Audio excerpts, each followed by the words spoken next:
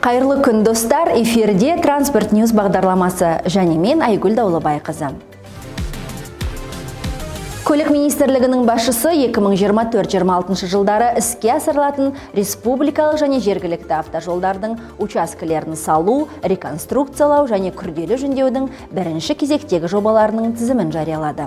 Осылайша 2024 жылы республикалық жолдар желісінде Ақтөбе Ұлғайсын Қызылорда, Қарағанды Жезқазған, Сарыағаш қаласын айналып өту жобаларын бастау жоспарланып отыр. 25-26 жылдарға Атырау Доссор және Астана Қостанай Ресей Федерациясының шекарасы жобалары жоспарланған. Ал 2026 жылы Павлодар Ресей Федерациясының шекарасы, Атырау Орал, Бейнеу Шалқар Ырғыз, Жаңаөзен Кендірлі тас жолы, Шымкент қаласын айналып өту, сонымен қатар Алматы Талғар Бәйдібек Би және Алматы Үшқоңыр учаскелері жоспарланған. Жол нормативтерін енгізудің америкалық тәжірибесін елімізде қолдану мәселесі қаралатын болады.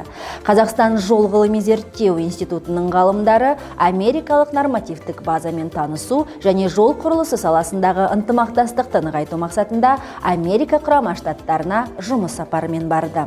Естеріңізге сала кетейік, мемлекет басшысы Қазақстан халқына жолдауында 2029 жылға дейін жолдардың сапасын арттыруды тапсырған болатын. Ол үшін басқа да міндеттермен қатар үкімет жол саласының қолданыстағы нормативтік базасын сәйкестендіруі тиіс. Осы ретте көлік министрлігі салалық нормативтік құжаттарды өзектендіру мен реформалауды Қазақстан жол ғылыми зерттеу институтына тапсырды.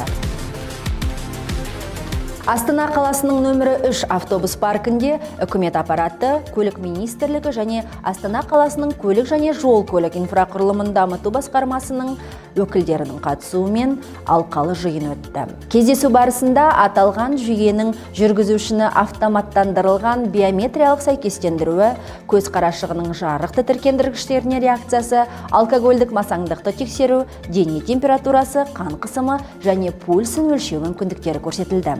Медициналық куәландыруды автоматтандырылған режимге жүргізу бұл үрдіске бұрын-соңды жұмсалған уақытты 1 минутқа дейін қысқартуға, сондай-ақ ашықтықты қамтамасыз етуге мүмкіндік береді.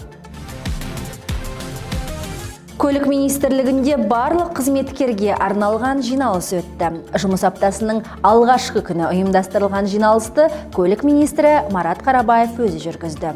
Бұл аталған ведомство көлік министрлігі болып қайта құрылғаннан кейін барлық қызметкердің басын қосқан алғашқы жиын болды. Ашық микрофон форматында өткен отырыста қызметкерлер министрлік басшысына өз сұрақтарын емін-еркін жолдап, көкейлерінде жүрген сауалдарына толыққанды жауап алды. Қызметкерлерден тиімді жұмыс пен жақсы нәтиже талап етпес бұрын, алдымен жайлы әрі сапалы орта қалыптастырып, алаңсыз жұмыс істеуін қамтамасыз ету керек, деп атап өтті министр. Бүгінде ведомство құрылымында 800-ден астам қызметкер еңбек етеді. Оның ішінде 358 адам министрліктің орталық аппаратында. 2023 жыл халықаралық Алматы әуежайы үшін рекордтық жыл болды.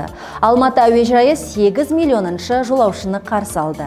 Осылайша Орал Алматы бағыты бойынша қатынайтын рейспен ұшып келген Қайрат Манабаев 8 миллионыншы жолаушы болды. Жаңа жолаушылар терминалы ашылған кезде әуежай әкімшілігі ескісін жаңартуды жоспарлап отыр. Осылайша жаңа жолаушылар терминалы тек халықаралық рейстерге, ал қолданыстағы терминал ішкі рейстерге қызмет көрсететін болады. Осы апта көлемінде орын алған негізгі жаңалықтар топтамасы осындай. Транспорт Ньюс бағдарламасының келесі шығарылымында жүздескенше.